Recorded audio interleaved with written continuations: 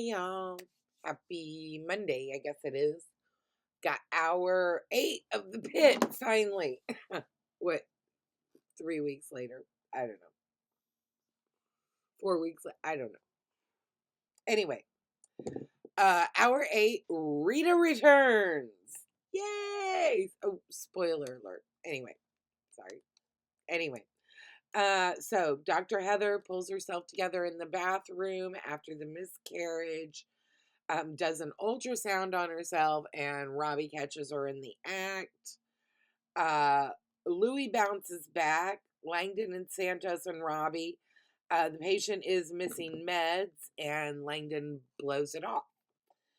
Santos asks Dana about Louis's meds, and she's clearly suspicious that Langdon's doing something with them. Rita returns. This is Ginger's daughter, who Mel and Kiara both thought the daughter had dumped her. So Rita returns. Turns out when she went to move her car, she fell asleep in the parking garage. She says it was so peaceful that I just stayed. So, yay, Rita's back. Rita's back.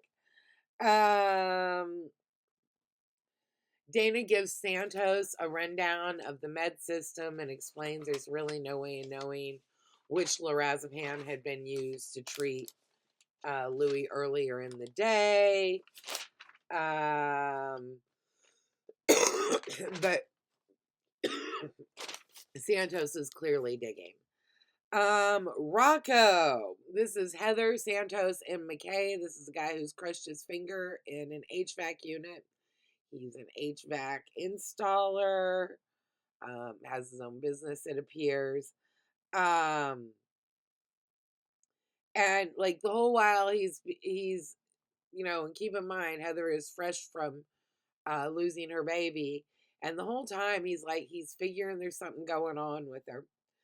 Willie is having issues with heart. He's having heart issues. Langdon, McKay, and Victoria work on him.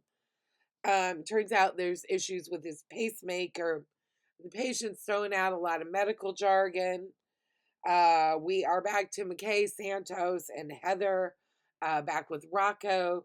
Dude is getting his master's in psychology. He picks up that Heather is having a bad day, but also hits on her kind of mercilessly. He keeps trying, right? Willie's pacemaker is disconnected. That's why he's having all the heart rhythm issues. Mel and Kiara get Ginger and Rita some help. And she's just overwhelmed. And Mel thinks she's done something wrong. And it's very sweet. But then you see that, no, of course, baby, you did not. Because God bless Mel. Bless her heart, and not in an ugly way. Like, God bless her. Anyway. Garcia. Oh, wait. We go into Amber. It's a little girl who has drowned, but her body temp is too low for them to shock her heart or do anything, even pronounce her. I remember on ER they used to say if they're not dead till they're warm and dead. The girl's body temp is 80 or something. It needs to be up to 90 or 91, they explain. Garcia uses Santos to pimp out Victoria to take care of a needy, high-maintenance surgery patient. Nick's parents consent to the organ donation. Grandma and sister of the drowning victim show up. Dana and Kiara take the sister. Their ball fell in the pool. Robbie takes Grandma into the trauma room. We catch up with Nandi and Dr. Mohan. Mohan tells her about the mercury poison and boosts those patient satisfaction scores and lets her use her phone. Amber's parents arrive. Robbie takes them to see her, explains what's going on.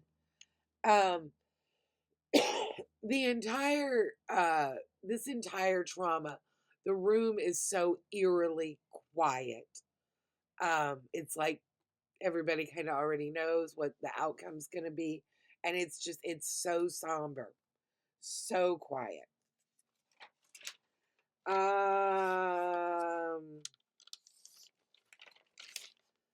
Surgery patient, the problematic, or not problematic, but the high maintenance surgery patient. Victoria's mom's on the phone and it's kind of do this, do that. And I felt bad for Victoria. Santos asked Garcia what to do about her suspicions about Langdon. And Garcia's like, shut the fuck up. You've been here for 7 hours. You don't know shit. Do your fucking job. Shut the fuck up. Yara is feeling super somber as given Amber's condition. And they talk about them doing an honor walk for Nick's family because they've consented to the organ donation. And an honor walk is where the staff like lines the corridors of the hospital and walks out with the patient and their family. McKay and Piper. Piper turns out later on has gonorrhea. But it's Piper and her boss, who's extremely controlling, answers for her.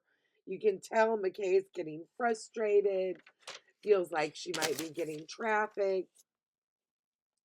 We go back to Victoria and the high maintenance surgery patient. And she's a Crohn's patient too, which means she's had a lot of abdominal surgeries, which is why Victoria's mom is a regular surgeon. Anyway, Victoria finds a dead black widow spider in the woman's shoe and ascertains that it's not actually a Crohn's issue. It's a reaction to the venom from the black widow. She does not need surgery. So it's a good catch. McKay is trying with her patient Piper, that she feels like is being trafficked, but she's absolutely getting nowhere. And the boss is just being a full-on bitch.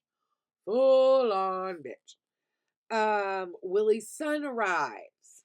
Turns out Willie was one of the very first country's paramedics. And that's why he understands all the medical jargon. McKay talks to Robbie and Dana about her trafficking concerns with Piper, and Dana jumps in to help to kind of get the boss away from her. We go to Willie and his son, and they're kind of telling everybody in the trauma room about Freedom House in Pittsburgh, which actually established the 911 system and the EMT system in the U.S. And this was true. I looked up the trivia. Also, we figure out why Willie's pacemaker is being disconnected. He has what's called Twiddler syndrome, where he's fiddling with the pacemaker and it came undone. Dana and McKay ditch Piper's boss, allegedly, to get her alone to see if she will disclose. She is still tight-lipped. Amber's potassium comes back. She's dead. Robbie breaks that to the parents. Kiara and Mel talk to Amber's sister, and they're trying to ease her into it. We find out that Amber drowned because she was saving her sister, who had fallen into the pool, and then Amber couldn't get out. Mel bolts, can't handle it.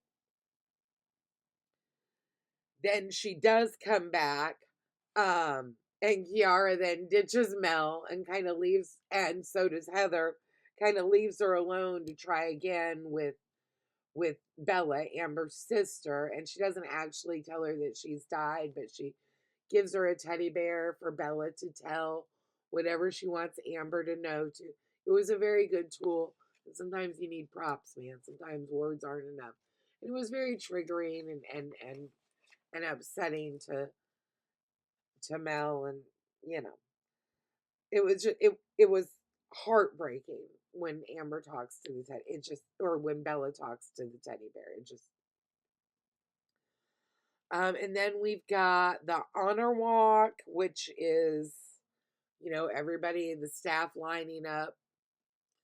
Robbie is saying goodbye to the parents, and they're like, "Hey, we're not going to ever see you again, are we?"